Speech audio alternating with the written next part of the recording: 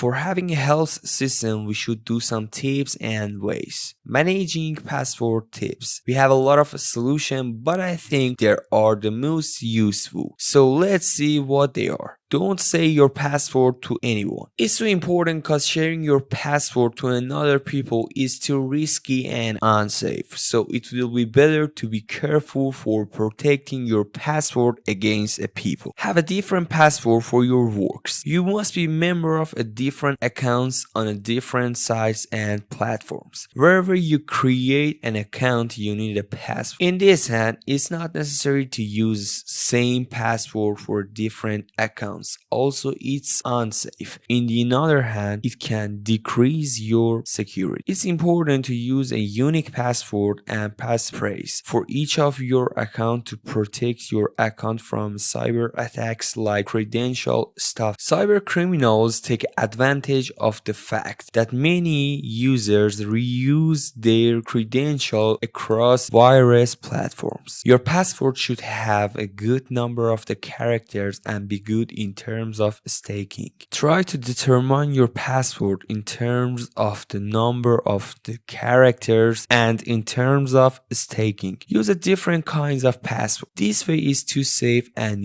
it can help us to increase our security. Longer password is better than the short one. This example are clearly say my point. I suggest to use the length password. It can increase your security, and as I told you, length trumps complexity. Use a password that is hard to guess but easy for you. Make a long story short, set a password that in this hand is too hard but in the other hand it's just too easy for you. For example, name of something that you love or interested in, etc. Complexity is also important. With all the previous tips, actually complexity is important. Eventually, the point of the last three tips is use a password that is long, complex, and easy to remember for you. Password managing. The most basic and least expensive way to manage your password is to write it on a paper, which we don't recommend. But it's very inexpensive way. We have a lot of password manager for managing and saving our password on it. But the safe and reliable one is Google Password Manager that we suggest it. Best way to scan your computer. Remove malware from your Windows PC. Open a Windows security, select a virus and threat protection, then scan option.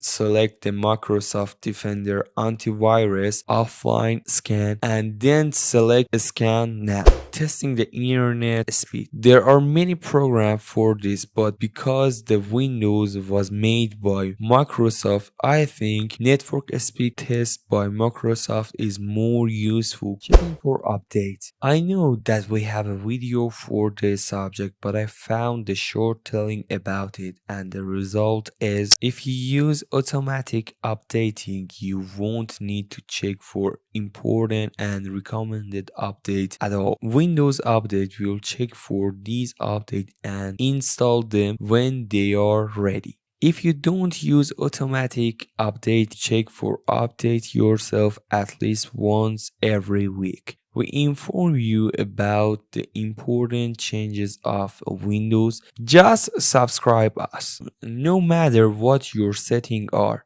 some updates aren't installed automatically. This includes optional updates and updates that require you to accept new terms of use. When these updates are available, Windows Update will let you know that they are ready to be installed. To checking for updates, opening Windows Update by sweeping in from the right edge of a screen. Or if you are using a mouse, pointing to the lower right corner of the screen and move the mouse pointer up. Tapping or clicking setting, tapping or clicking change PC setting and then tapping or clicking update and recovery. Tap or click check now and then while Windows looks for the latest update for your PC.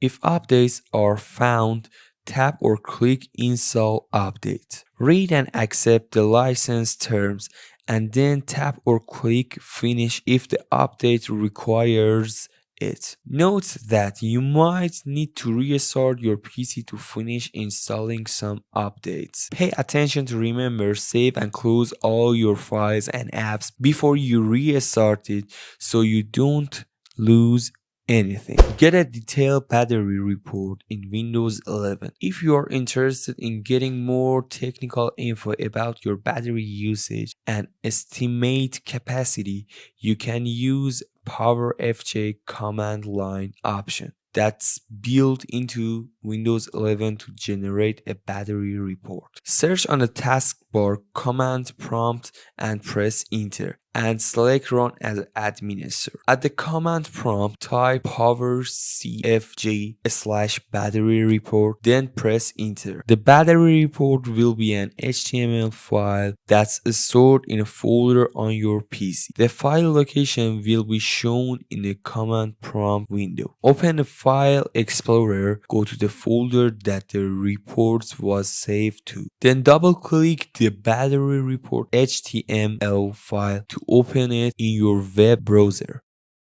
You can get a lot of detailed info about your battery usage and capacity. Some particular section you might want to look at to get started include the following: installed battery, recent usage, and battery usage. Backup data. There are many solutions for this cutter. Backing up the data is very simple task, but at the same time it's important. Use an external hard drive, use a flash drive, use optical media, use a cloud storage, use an online backup service. Invest a network attached storage device. You may have to pay a subscription to use some of these methods.